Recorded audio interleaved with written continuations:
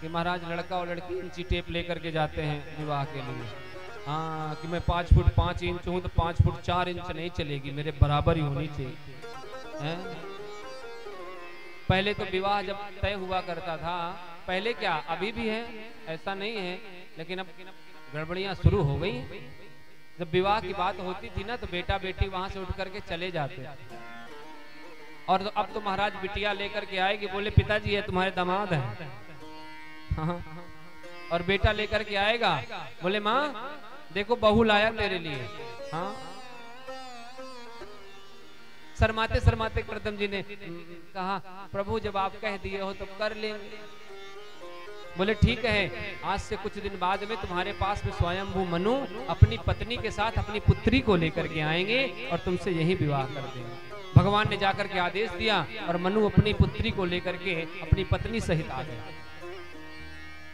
अब आप सोचो, स्वयंभू मनु थे जो ना, वो एक छत्र सम्राट थे, राजा थे, और भगवान के कहने पे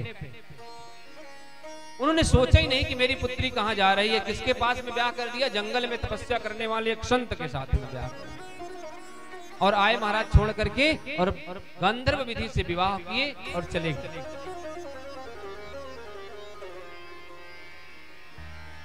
कुटिया में, अपने कुटिया में लेकर के गए तो कुटिया में देखते क्या है, देवहूति मैया देखती हैं कि एक तरफ तो चूहों ने बिल बना रखे हैं, एक तरफ सर्प के बिल बने हुए हैं, ऊपर झोपड़ी में चिड़ियों ने अपने घोंसले बना रखे हैं।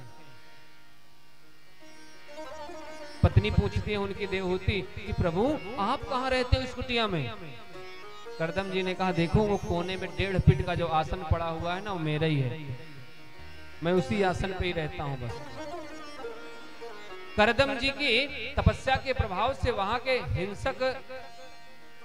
हिंसक आइए प्रेम से बोलो राधे राधे। कथा के मध्य हमारे विप्र देवताओं का आगमन हुआ है, विराज।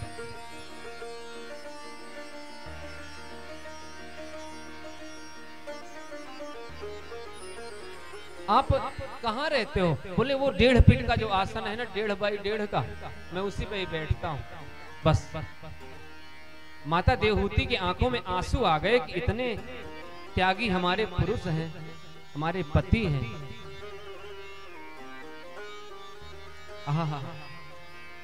बोले देवी अब सुनो, तुम इस कुटिया को जैसे चाहो वैसे संवारो। अब ये तुम्हारा घर है, मैं थोड़ी भगवान की आराधना कर लूं। और महाराज भगवान की आराधना में बैठे जब करदम जी, तो समाधि लग गई और माता देवहूति विवाह करके उसी दिन आई थी, बूढ़ी हो गई, इतने दिनों की समाधि लग गई। लेकिन गई नहीं वो, कभी कभी गीले कपड़े से अपने पति के चेहरे को पोंछती थी, उनकी सेवा करती थी, चींटियां उनके सर पे चढ़े तो उनको हटा दिया करती थी, कोई जीव जंतु पास में ना आ पाए। वो समाधि लगी थी। एक दिन उनकी जब समाधि खुली, देखा तो जो सामने एक स्त्री बैठी हुई थी, उसके जो महाराज जो केस थे ना, केस बाल वो जटा में परिणित हो गए थे, लट बन गए थे। देवी तुम कौन हो?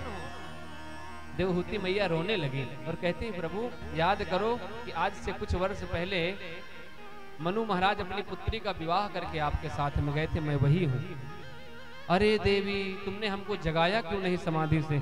बोले नहीं, आप भगवान की आराधना कर रहे थे, मैं कैसे जगा सकती हूँ? अरे आपको अपने पिताजी के घर चले जाना चाहिए था, जब मैं समाधि छूट जाती तो आप आ जाती। आप यहाँ समाधि में बैठे थे, हमारा धर्म था कि मैं आपकी सेवा करूं। आपने इतने दिन तो खाया क्या? बोले कभी जंगल के फल तोड़ करके खा लिया करती थी, कभी पत्ते खा लिया करती थी, और सरोवर में जाकर के जल पी लिया करती थी। देवी तुमने हमारे लिए बहुत कष्ट उठाया है, चलो अब मैं तुमको गृहस्थ जीवन का सुख दूंगा। और ले गए महाराज, एक सरोवर था, उस सरोवर में स्नान किया तो महाराज करदम जी हो गए हमारे 20 वर्ष के, और मैया देवहूति हो गई 16 वर्ष के। और फिर दोनों ने खूब विहार किया, और महाराज इनके यहाँ 9 कन्याओं ने जन्म लिया। 9 कन्याओं ने जन्म लिया, और 10वें पुत्र के रूप में भगवान कपिल का जन्म हुआ। बोलो कपिल भगवान की जय। कपिल भगवान जो है ये सांख्य शास्त्र के उद्गाता हैं। और जो 9 कन्याओं ने जन्म लिया था ना, उनको जो ब्रह्मा जी के 9 पुत्र थे जो तपस्या करने के लिए चले गए थे, मरीचि, अत्रि, अंगिरा, पुलस्त, पुलह, क्रतु, उसमें से नारद जी लौट करके नहीं बाकी सब लोगों ने फिर से शादियां की। तो इन 9 कन्याओं का विवाह ब्रह्मा जी के उन 9 पुत्रों के साथ कर दिया गया। बोलो राधे राधे। और उसके बाद में कपिल भगवान का जन्म हुआ। और कपिल भगवान का इधर जन्म हुआ। महाराज करदम अपना गृहस्थ जीवन त्याग करके फिर से चले गए जंगल की तरफ और अपनी तपस्या में लग गए। इधर माता देवहूति एक दिन भगवान कपिल छोटे से हैं, उनको बढ़िया स्नान कराया। स्नान करा करके एक आसन पे बैठाया और उनसे प्रश्न किया। निर्विन्नानितरां भूमन् न सदिन्द्रियतर्षणा